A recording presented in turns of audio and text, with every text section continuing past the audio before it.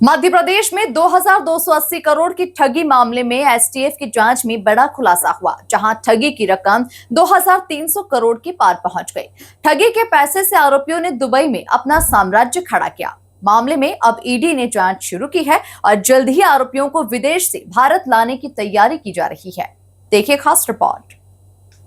मध्य प्रदेश में 2280 करोड़ की ठगी मामले में यह रकम बढ़कर 2300 करोड़ के पार पहुंच गई है।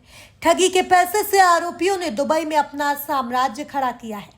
एसटीएफ को जांच में इनपुट मिला कि आरोपियों ने दुबई में कई प्रॉपर्टी खरीदी है। इस मामले में अब ईडी ने जांच शुरू की है। जल्द आरोपियों को लेकर लुकआउट नोटिस जारी हो सकता है। मध्य प्रदेश एसटीएफ केंद्रीय एजेंसियों के संपर्क में है। आरोपियों को दुबई से भारत लाने की तैयारी की जा रही है।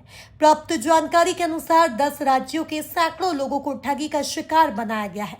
फिलहाल इस पूरे मामले में 17 आरोपी बनाए गए हैं, जिसमें से मदन मोहन कुमार और दीपक शर्मा को ही गिरफ्तार करने में पुलिस को कामयाबी मिली है। सर 2280 करोड़ की ठगी का मामला आया था, एसटीएफ ने अब तक उसमें क्या कुछ नया कुछ नहीं? जो 2280 करोड़ की जो पहले हमारे पास में फिगर आया था, वो अब 2300 करोड़ के ऊपर की जानकारी अभी हमारे पास में आ चुकी है।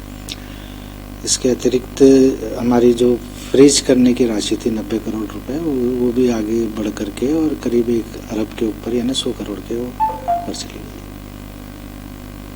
सर इसमें ये बताया जा रहा कि सर आरोपी जो हैं वो विदेश में गए, दुबई वगैरह पर अपना नया साम्राज्य तैयार करने के कुछ उसका कुछ अपडेट अब तक? इसमें हमारे पास में अभी तक जो जानकारी है वो उसके तार से जुड़ते हुए लग रहे हैं कि वो विदेश में भी इसके संपर्क में है। सर ईडी भी इस मामले में जुड़ चुका है? सर ईडी पहले से इसमें कुछ कार्रवाई कर रहा था, इसकी जानकारी मेरे पास में है। सर क्या कुछ भी लुकआउट नोटिस जारी करने के कुछ? जैसे ही हमारे पास में अभी चूंकि केस अंडर इन्वेस्टिगेशन है और हम लोग एविडेंस एकत्रित कर रहे हैं, जैसे ही हमारे एविडेंस कंप्लीट हो जाएंगे और हमें जब फुल प्रूफ हो जाएंगे कि ये व्यक्ति आरोपी है और ये अगर भारत से बाहर है, तो इसके विरुद्ध हमारी जो भी वैधानिक कार्रवाई है उसको हम करेंगे। सर अक्सर ये देखने में आ रहा है कि इस समय जो टेलीग्राम जो सोशल मीडिया प्लेटफॉर्म है जी, उसका बहुत ज़्यादा दुरुपयोग हो रहा है इस तरह के कामों में।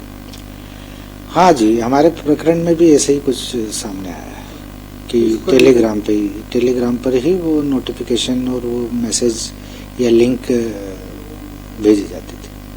पब्लिक को किस तरीके से सतर्क रहना चाहिए टेलीग्राम का उपयोग करते हैं? पब्लिक को तो देखो, एक सिंपल सी बात, अगर हम पुलिस के एंगल से ही नहीं बल्कि एक आम नागरिक के हिसाब से भी अगर हम देखते हैं, तो वो लालच दे रहे थे कि 1 महीने में आपको 6% इंटरेस्ट के साथ में पैसा वापस किया जाएगा। सामान्य तौर पे हम भी जानते हैं, सभी लोग जानते हैं कि 6% का इंटरेस्ट कहीं नहीं मिलता है और 6% की कमाई कहीं नहीं होती है 1 महीने में।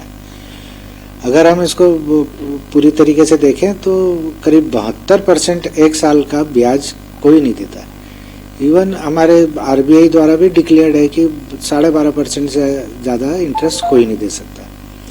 तो ऐसी स्थिति में सामान्य जन को भी ये पता होना चाहिए कि अगर ऐसी कोई स्कीम्स या ऐसी कोई बात कोई कर रहा है तो वो गलत है। जालसाज लोगों को मुनाफे का लालच देकर ठगी करते थे।